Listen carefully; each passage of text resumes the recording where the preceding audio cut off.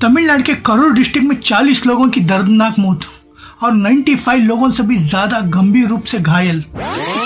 Hi friends, मैं हूं torsion. South के सुपरस्टार कहे जाने वाले तलपति विजय को तो आप जानते ही होंगे, अगर नहीं जानते तो मैं दिखा दूंगा। वो पॉलिटिक्स में कदम रख रहे हैं। उनकी फैन फॉलोइंग इतनी है कि पूछो मत, मिलियंस में है।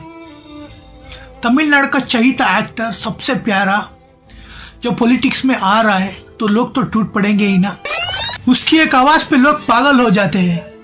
ये विजय का ही नया पक्ष है, टीवी के नाम है। ये देखो, पहला स्टेज शो है, इसमें इतनी भीड़ जमा हुई, इतने लोग जमा हुए, मिलियंस में है। ये सारे पैसे दे के बुलाई हुई जनता नहीं है, सारे विजय की ही फैन बेस है, विजय के ही फैंस है सारे। और ये शो इतना अच्छा चला, कोई किसी को कुछ प्रॉब्लम नहीं हुआ। फिर अब नेक्स्ट इसी टीवी के पक्ष की रैली कल शाम को यानी कि 27 सैटरडे को करूर डिस्ट्रिक्ट में निकल रही होती है। अचानक धक्का मुक्की में 40 लोगों की जान चली जाती है और 95 से अधिक लोग घायल होकर अस्पताल में भर्ती हो जाते हैं। पहला स्टेज शो चला, किसी को कुछ नहीं हुआ, कोई प्रॉब्लम नहीं हुआ। क्यों? क्योंकि ये स्टेज शो था। विजय स्टेज पर भाषण दे रहे थे और लोग आराम से कुर्सियों पर बैठ के भाषण सुन रहे थे।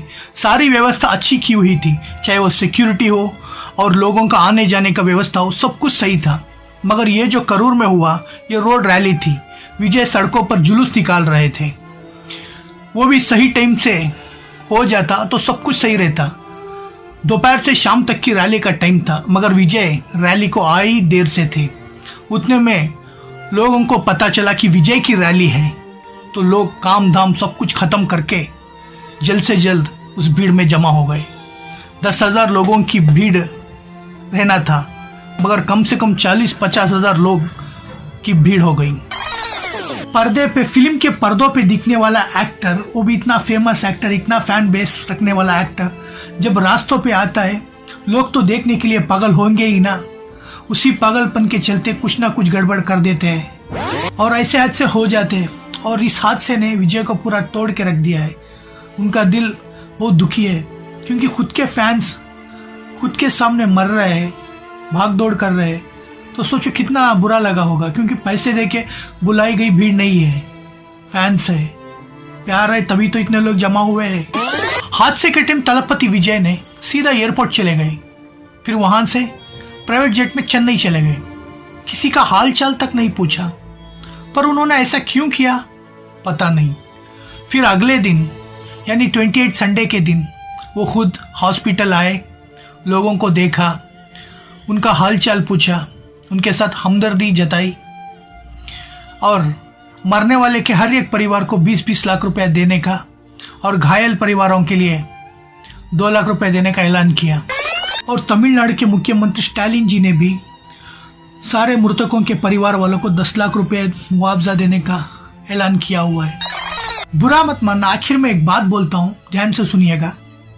लोगों को कब अकल आएगी पता नहीं। अरे जान है तो जहान है यार, कोई कितना भी रुपया दे दे, जान जाने के बाद में वो फायदा नहीं है। इन मरने वालों में से ज्यादातर औरतें और बच्चे ही थे, उसमें भी एक प्रेग्नेंट लेडी थी। आपको याद होगा बेंगलुरु में भी ऐसा ही हुआ था, आरसीबी विनिंग के बाद कितने लोग मरे। अरे अपने माँ बाप के बारे में सोचो यार, किसी का भाई, किसी की बहन, किसी का पति, किसी का बेटा। सोचो वो लोग तुम्हारे मरने के बाद क्या सोच रहे होंगे, क्या उनके दिल पे क्या गुजर रही होगी। ऐसे भीड़ भाड़ वाला इलाकों में चले जाते हो, थोड़ा सा धक्का मुक्का हुई, कोई किसी को नहीं देखता, कौन नीचे पड़ा, कौन क्या कर रहा है, खुंदल के जाता रहता है।